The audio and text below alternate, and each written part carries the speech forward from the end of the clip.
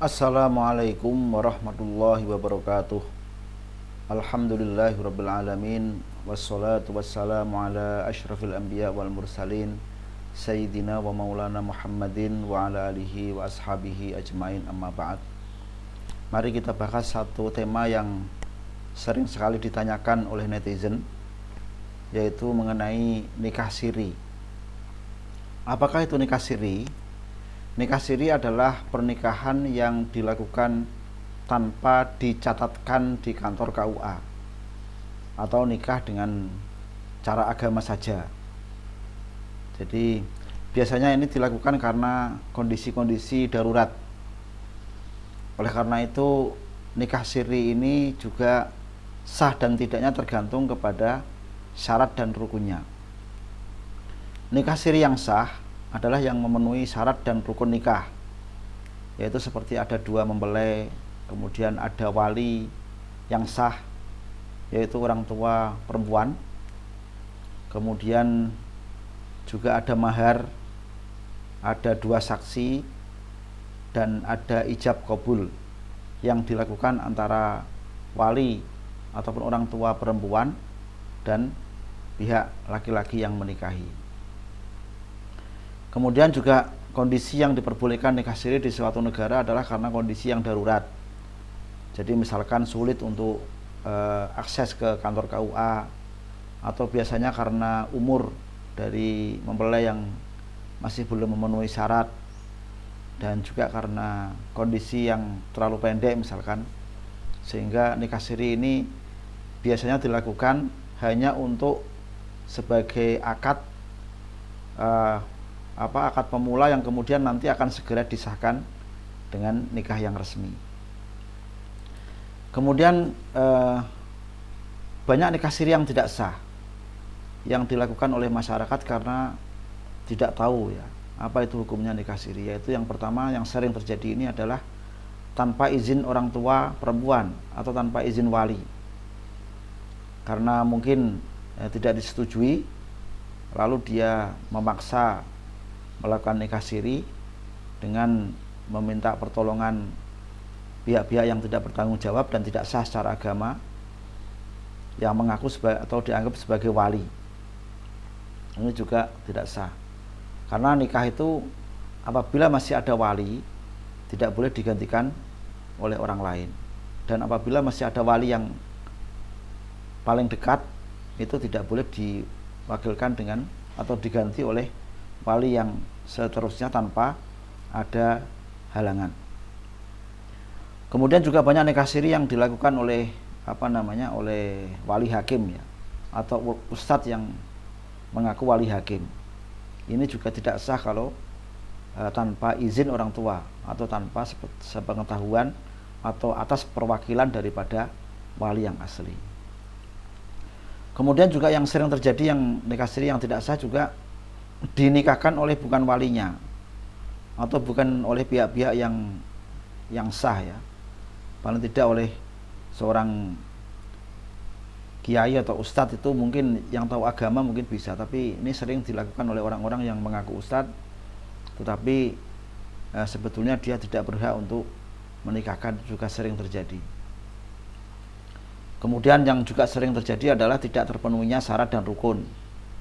Jadi asal jadi aja, tidak ada syarat, bahkan kadang-kadang juga saksinya siapa tidak jelas. Kemudian juga dilakukan oleh oleh orang-orang dengan tanpa dokumen atau dokumen yang dipalsukan. Jadi dokumen yang dibuat tanpa melalui standar yang sah. Itulah nikah siri, dan ternyata banyak sekali permasalahan yang timbul di nikah siri. Hampir tiap hari kami menerima keluhan ataupun aduan mengenai permasalahan-permasalahan yang timbul oleh nikah siri ini.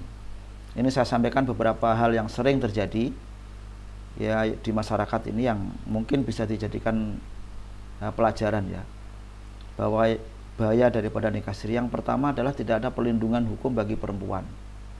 Ini sering terjadi, begitu sudah bosan jadi ditinggal aja.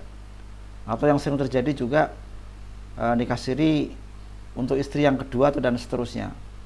Nah, ketika ada permasalahan dengan istri pertama, kemudian suami tadi lebih kuat kepada istri yang pertama, biasanya istri yang kedua ditinggal begitu saja tanpa ada kata, bahkan kadang-kadang ditelantarkan dengan tanpa tanggung jawab. Kemudian juga istrinya karena nikah siri nggak bisa apa-apa, tidak bisa menuntut karena tidak ada landasan hukum. Kemudian yang juga sering terjadi adalah anak hasil nikah siri ini jika lahir ini tidak bisa diakui sebagai anak yang resmi, sehingga tidak berhak untuk mendapatkan nafkah, tidak berhak untuk mendapatkan warisan. Ya bisa menuntut, tapi hasilnya itu adalah hanya secara sukarela. Kalau suaminya mau ngasih ya mau bisa dikasih, tapi tidak ada perlindungan hukum. Kemudian apabila suami meninggal, istri juga tidak bisa menuntut warisan. Apalagi jika di situ ada istri yang lebih dari satu, maka istri yang nikah siri jelas tidak bisa menuntut kalau tidak diakui oleh keluarga yang lain. Kemudian jika ada masalah tidak bisa dibawa ke pengadilan karena tidak ada dokumennya. Ini juga masalah. Kadang-kadang ada dokumennya, tapi dokumennya itu bukan dokumen yang asli atau surat nikah yang sah. Kemudian juga yang sering terjadi ini penelantaran. Jika istri nikah siri ini ditelantarkan, ini tidak bisa menuntut kemana-mana karena tidak ada dokumen yang menunjukkan bahwa di situ ada pernikahan yang sah. Ini yang sering terjadi dan banyak sekali terjadi. Bahkan hari ini saja ketika saya membuat rekaman ini ada 2 kali atau 2 orang yang mengeluh masalah ini. Kemudian yang juga penting untuk diketahui sebelum Anda itu melakukan nikah siri adalah bahwa nikah siri ini adalah sumber ketidakadilan dan dosa. Apalagi kalau nikah siri itu dilakukan untuk istri yang kedua dan seterusnya. Jadi aslinya ya agama itu boleh orang itu berpoligami ataupun menikah lebih dari satu, asalkan bisa adil. Tetapi kalau yang pertama itu resmi, yang kedua itu nikah siri, ini sudah tidak adil dari awal, maka seterusnya biasanya nggak ada adil. Jadi nafkahnya tidak adil, kumpulnya tidak adil, kemudian semuanya tidak adil. Oleh karena itu ketidakadilan ini kan sumber dosa. Ada yang mengatakan yang penting kan istrinya rela. Keadilan tidak bisa diterapkan dengan kerelaan. Jadi namanya tidak adil itu ya tidak adil, walaupun masyarakat itu menerima, kalau tidak adil tetap dosa. Begitu juga seorang suami yang menikahi istri lebih dari satu, lalu yang pertama itu nikah resmi, yang kedua nikah siri, meskipun yang selain itu nafkahnya dan lainnya itu adil, tetap di situ tidak ada keadilan. Oleh karena itu ya kalau ingin menikah yang kedua ya harus sama dengan yang pertama, harus sama-sama adil. Kemudian nikah siri adalah hubungan 2 orang yang sangat penting dan menyangkut hak dan kewajiban, maka harus ada dokumennya. Ini juga penting untuk dipahami bahwa hubungan kita dengan sesuatu ataupun orang lain yang sangat penting itu harus ada dokumennya. Wong kita beli motor, kendaraan, mobil dan lain sebagainya, rumah, itu juga kalau tidak ada dokumennya kita tidak mau. Padahal itu hanya hubungan hak milik. Orang memiliki rumah, orang memiliki tanah. Implikasinya hanya kepada kepemilikan. Ini hubungan antara 2 orang yang implikasinya sangat banyak, tidak hanya kepemilikan, tetapi juga hak-hak lain yang menyangkut dengan kehidupan seperti nafkah, waris, kemudian perwalian dan lain-lain. Ini kalau tidak ada dokumennya sungguh sangat membahayakan, ya. Ya tadi itu ironi kasarnya itu kalau kita ingin beli mobil aja harus ada dokumennya, tetapi kita menikah tanpa ada dokumen itu kan sangat membahayakan. Ini juga biasanya para pelaku nikah siri ini juga repot, ya. Kemudian kemana-mana tuh merasa kurang bebas gitu loh ya.